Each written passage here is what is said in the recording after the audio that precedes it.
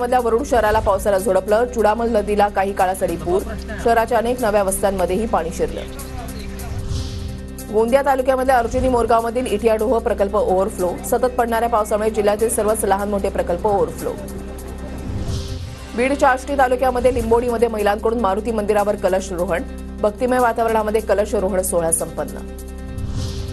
नागपूर गोवा शक्तीपीठ महामार्ग कायमस्वरूपी रद्द करण्यासाठी गेल्या 3 दिवसांपासून उपोषण. मराठवाड्यासह पश्चिम महाराष्ट्रामधील शेतकऱ्यांचे तुळजापूरमध्ये साखळी उपोषण.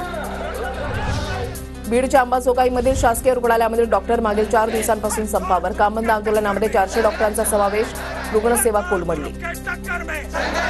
नाशिकच्या जय भवानी रोड परिसरामध्ये बिबट्याचं दर्शन. आर्टिलरी सेंटरच्या संरक्षक भिंतीवर बिबट्या दिसल्यानं भीतीचं वातावरण. रहिवाशांकडून वन विभागाला पिंजरा लावण्याची मागणी. अकोल्यामधल्या बाजोरिया नगरमध्ये राहणाऱ्या सुधाकर पाटील यांच्या घरी सिमेंटचा लसूण आढळला. फेरीवाल्याकडून लसूण घेतल्याची माहिती. गोंदिया जिल्ह्यामध्ये 1,82,000 हेक्टरवर भाताची लावणी. कृषी विभागानं दिलेल्या माहितीनुसार गोंदियामध्ये आतापर्यंत 101% भात लावणीचं काम पूर्ण.